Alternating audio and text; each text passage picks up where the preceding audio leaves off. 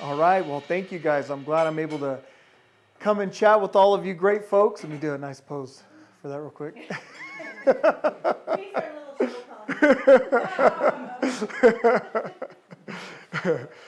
Well, this is wonderful. I'm glad that you guys came down here and I'm able to meet with you folks with the Log Cabin Republicans. A little bit about myself. I'm a father, I'm a husband, and I'm a veteran. I used to be a Democrat like Ed.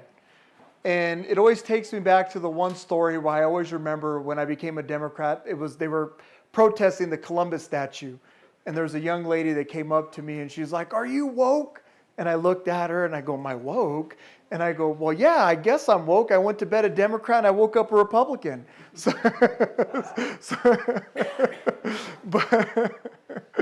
But one of the things that when I decided to jump in this race, I wasn't just thinking about myself. I was thinking about my community. How do we make a change? And where does the change start? And it starts right here. For too long, we have been sitting back and just wondering, someone else is going to do it. Well, when we elect that president, they're going to change Pueblo. They're going to change our state. They're going to make it happen. And then it takes us a minute to really realize that if not me, then who? If not now, then when? And right now is the time. This is the time for all of us to stand up.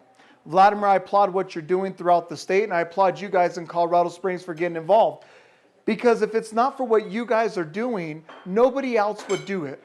Nobody else is going to fight for our communities. We're losing our country. We're losing our state. We're losing every single piece about what makes this the American dream. Because we can go to school, go to college, work a trade, get done with working the trade, and then there's nowhere to work. You have debt. But what do you got to do? What do you do with that debt? There's no way to contribute. But we have to have opportunities. Our educational systems are failing right now. Our kids aren't being educated properly. Our future, I say, if you educate a generation, you control your future. And right now our future looks bleak with everything that's going on. We have no opportunities. There's no path forward. And Regina said something that's very important. My race is one of the most important races because by winning this seat, we flip the Senate. And you know what that means? That means we get to stop bad legislation. Everything that goes right from the House passes straight through the Senate and goes to the governor's desk. Well, guess what? When we win here in Pueblo, it has to stop right here. Stephen Varela can say, you know what? That doesn't make sense. That does not represent Colorado's values. Because it's just not about our values in Pueblo, because our values are Colorado values. Faith, family, country. That's what drives us. It's what makes us who we are. And it's the most important thing that we can start preserving. And we start preserving it today with you guys.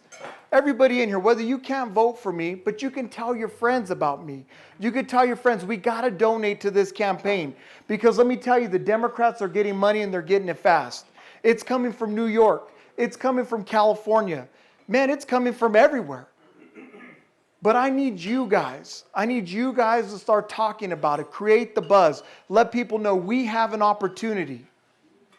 It's not just in the governorship, and it's not just in a few House seats. It's in winning Pueblo and flipping the Senate. Sorry about that. I used to be a union president. I was once the youngest elected federal union president. I represented everything Colorado Springs South. I covered all the VA clinics. I covered the 2 Army Corps of Engineers sites. And one of the things I noticed when I was a union president, the majority of my membership was conservative or Republican. And I would tell them, why? And they would even ask me, why are we always supporting Democratic candidates? Why are we giving our small donor committee money to Democratic candidates? So I went to the AFL-CIO event in D.C. and they said, you're Republican-minded with Democratic needs. Republican-minded with Democratic needs. But wait a minute. I raised my hand. I said, my needs are not of a party. My needs are of the Constitution. But that's what we have to start doing. That's who we have to start talking to, is all of our friends that say, well, hey, man, I'm only a Democrat because the Democrats line my pocket. I'm a Democrat because the Democrats are going to forgive my student loans.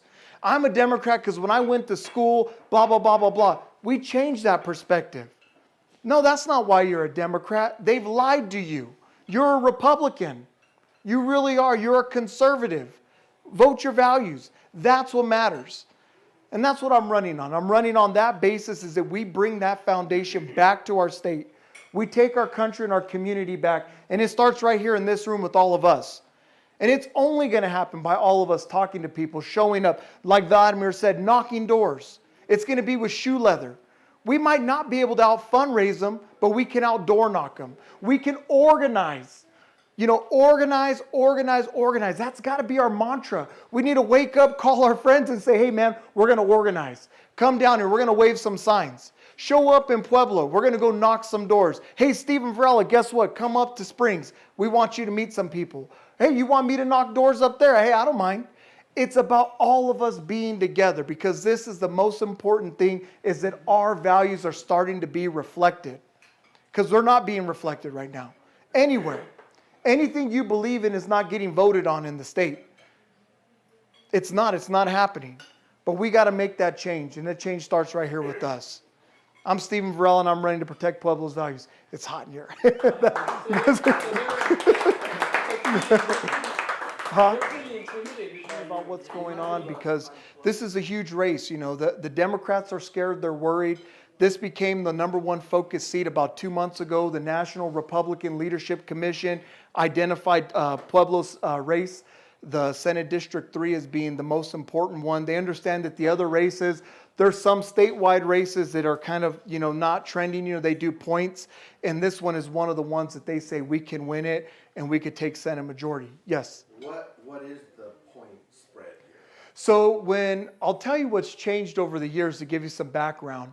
When I moved about 14 years ago, it was 18 plus Democrat. And then we moved into the first Trump election. We were 8 points Democrat. And for the first time in 80 years, we're 50-50. We're what they call a 2-point variance. We have 34,000 registered Democrats. We have 26,000 registered Republicans, but 41,000 unaffiliated voters that lean conservative. So the right candidate, the right year, the right time. That's how we win Pueblo. And a lot of those unaffiliated voters probably would be, if there wasn't an unaffiliated bloc, would be conservative voters. They would be Republican. They'd align with us. But now's our opportunity to target them. One of the biggest things I tell them is I'm a fiscal conservative, but I'm socially awesome. Because a lot of people, they get lost and they go, oh, you're a Republican. Yeah, how do you feel about all these social issues? I go, I'm socially awesome. I don't care what you do in your garage, your closet, your basement, wherever you're at. Just don't break the law. It is about the economy, education, and what's going on. That's what's most important. But yeah, so we're on a 2% variance, meaning that it can go one way or another. So you're replacing the previous Senate president. Yes, so the former Senate President, Leroy Garcia, he held this seat for 8 years.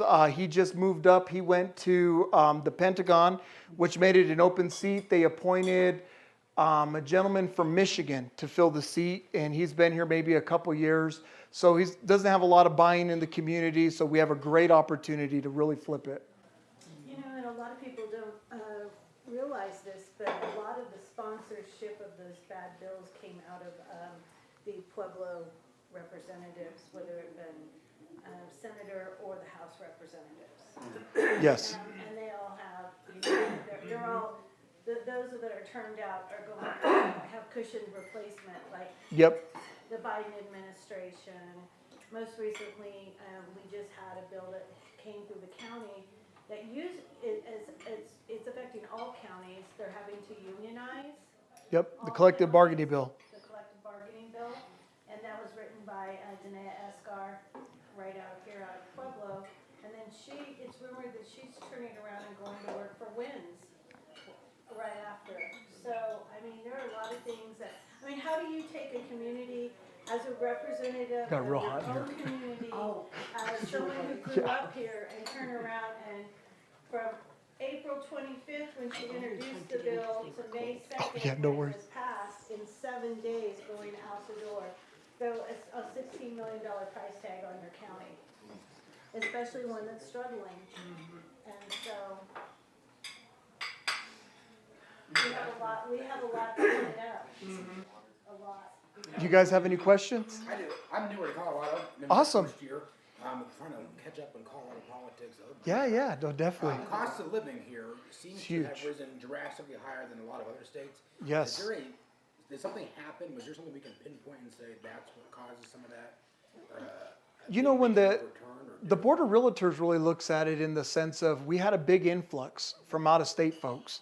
And how it's affected more so down here in the Pueblo area is a lot of your local Coloradans. One of the biggest things they have been moving from Denver and they come here down. They just kind of trickle their way down from the Denver, Broomfield, Thornton, all those areas. But it has affected a lot of communities. And one way I talk about it is it affects our education. And here's how it affects our education. Think of that single mom that could buy a house for $46,000, work one job, takes her son to school, comes home from that job, and then she's able to be there with her son or daughter and work with them on their homework, right? Well, now you change that price to $300,000. Now she's paying rent or buying a house that's for $300,000, and she has to work 2 to 3 jobs. So education has to be looked at from a holistic perspective, and cost of living has to be looked at that same sense as we're pricing out our community members. Not saying that we don't want to stop people from that, but it has to be balanced. It has to be done correctly. Stephen, I was gonna say this,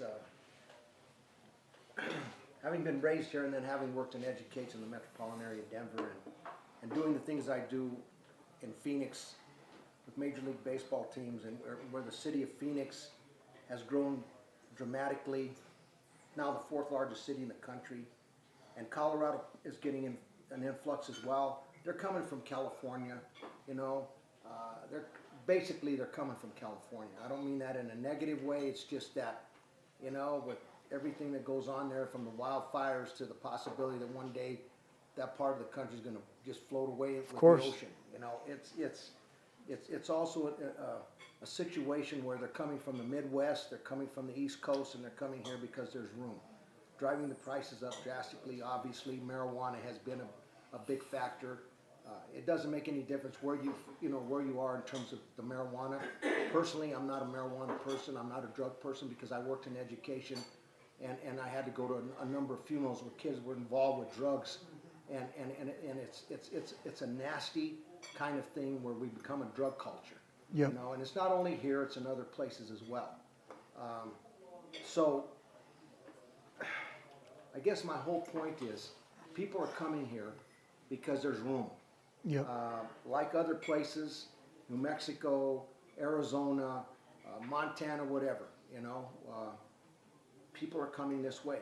Yep. And so we have to be prepared for that. And in addition to that, we're dealing with a drug culture, Yep. sadly. That makes sense.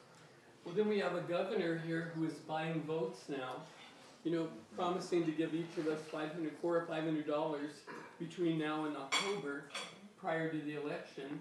You know, I've known him for about 20 years, don't hold that against me, but, you know, I knew him when he was about 25 years old. He was elected to the State Board of Education, and so recently I called him. He took the call, and I asked him abortion bill we have here that's one of the worst in the country, and he said, do you have a compelling story? And I said, I do. My nephew was, my sister and her husband adopted him when he was a week old, born to 2 kids from Colorado Springs, 16 years old. Today, he has a double doctorate in physics and philosophy.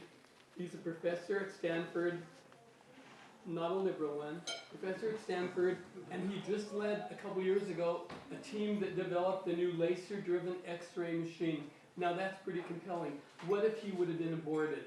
Yep. And he said, well, that is a compelling story. And I said, but you're not going to veto the bill, are you? And he said, no. So there you go. Okay. So that kind of thing, we've got to just change. We have some choices for governor. You know, Betty here is supporting Greg Lopez, and probably most of you know him and have heard about him. I don't know if you want to mention a couple words about him, Betty, since I brought that up. Oh, no, I'm just doing whatever I can do to help him get elected here, representing him here. Yep. I believe in him 100% and what he stands for. And so whatever I can do to help. All right, any other questions? Yes. Question, Jen, maybe for her as well. And you, when Jen mentioned 70 police officers being short-staffed.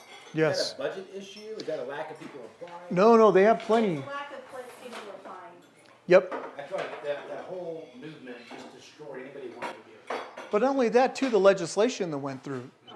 Criminals have more rights. You know, so why would you want to become a police officer? That is here, state level. That's state level. That's not just locally in Pueblo. So the state, so legislation went in, what was it, last session? National, like, a national topic, but each state individually can vote that in, and that's what this state is chosen to do. When they passed that, what was their argument for George passing that? Floyd. George Floyd, yep. Does it happen, didn't they do it like right away, June 2020? Like, Yeah, they pushed it quick. something like that. So it was an emotional It was right after they stormed our state capitol, right? It was right after they went back into session, and then those are like the bills they They pushed. wrote all new policies, they put liability back on the police officer. As far as where they would have to pay for their own, attorney's fees in certain cases. Yes. They could be sued personally, so it puts you at a lot of risk. So it makes it to where, why would you want to do it? Because you're putting yourself out there. It's bad enough as it is that you're going to be put out there, that something can happen to you when you're out there on the line of duty. But now you're at more risk for doing the right thing or doing your job. I run fast food restaurants, and in Ohio, I have personally hired cops to leave their career and be fast food managers, and they were happy with the pay increase. Really. Still part of Ohio. I was in Cincinnati. Well, thank you.